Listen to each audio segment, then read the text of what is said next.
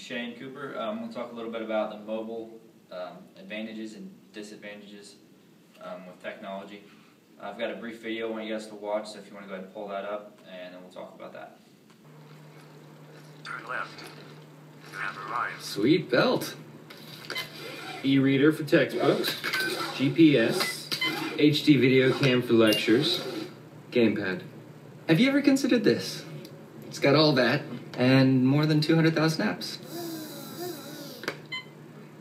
Technology to learn and play anywhere, only at Verizon. Buy one Droid 3 by Motorola, the thinnest full QWERTY smartphone ever, for $199.99 and get another one free. That video basically just kind of gives a brief overview of some of the devices that you can use with the mobile technology, and also kind of how many there are and how easy it can be to kind of be overwhelmed with all the devices.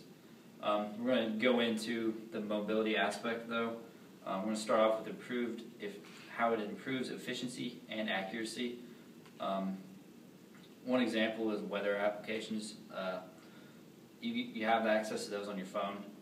You can, for example, a construction site manager, he can know what he's going to do with his crew that day by just checking his phone. He doesn't have to waste time by sending the crew out and having a weather front come in and have to immediately send them home. You don't have all that wasted time, and you can plan and improve efficiently throughout the day.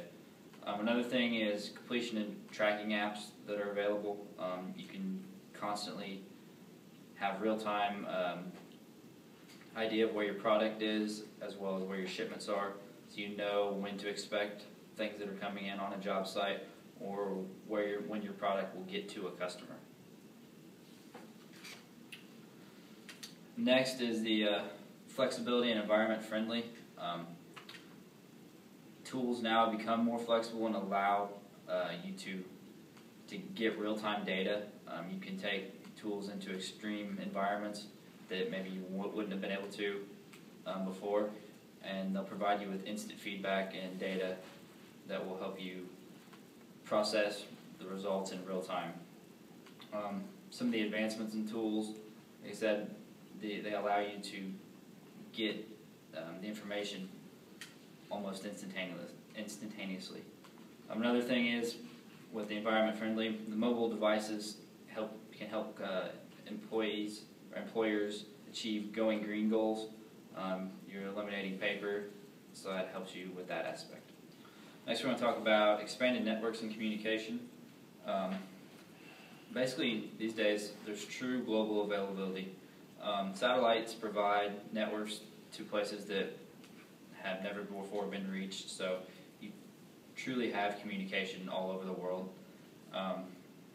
You can communicate globally in real-time conversation. You can have conversations with people in China from America when that was never before been able to do. You get instant feedback on responses or questions that you might have.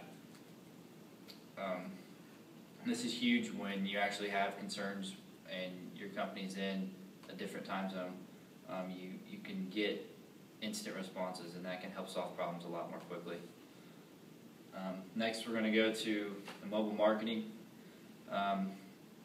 This allows you to communicate with customers and give them better ideas of what you have to offer. You can communicate through customers via text message. They can send you orders. They can do it through email too, but they can send you orders directly to you. You can process those instantly. Another type of mobile marketing is the social media sites and other applications. You can provide customers with information at all times. They're very helpful if you're out in the field and a customer has a question about something you have to offer. You can pull up that information and give them that information almost instantaneously right in front of them. They also help you to build and continue relationships. The quicker you can answer questions for customers, the better relationship you're going to have. Now I want to talk a little bit about some of the distractions and the downsides of the mobile communication. With all the extended access, you truly have 24 access to each other, both in with your customers and your employees. email and phones and the internet are obviously the biggest distractions. It's estimated that most people will spend like 2.1 hours a day either being distracted by the phone, checking email, that kind of thing, visiting websites, and that adds up really quick.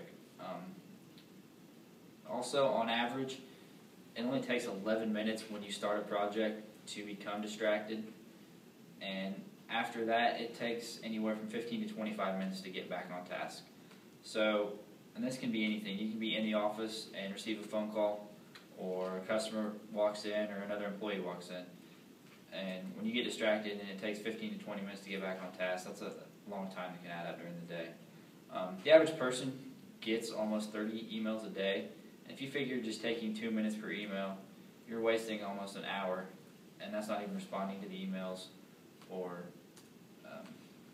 fully reading most of them. Another part of the distractions, to help kind of eliminate or cut back on them, if you check your emails on scheduled times throughout the day, maybe once every 2 hours or twice a day, that helps to eliminate some of that downtime. Also, letting calls go to voicemail. If you're in the middle of something, it's okay to let a call go to voicemail. It helps keep you on task and gets you finished with what you need finished faster. Avoiding social media and entertainment sites. They create a huge distraction at the workplace. So the more you can stay off of those, the more productive you're going to be during the day. Another downside to the communication and the constant availability, most places now, they expect instant responses from you, both via your phone or email, and this takes away from a lot of work time as well as personal time. Another way to get around that is to use subject lines with text and email, so that way you know if it's something that needs to be responded to right away or if it's something that can wait till a little later in the day. And it kind of wraps up our information on the mobility technology.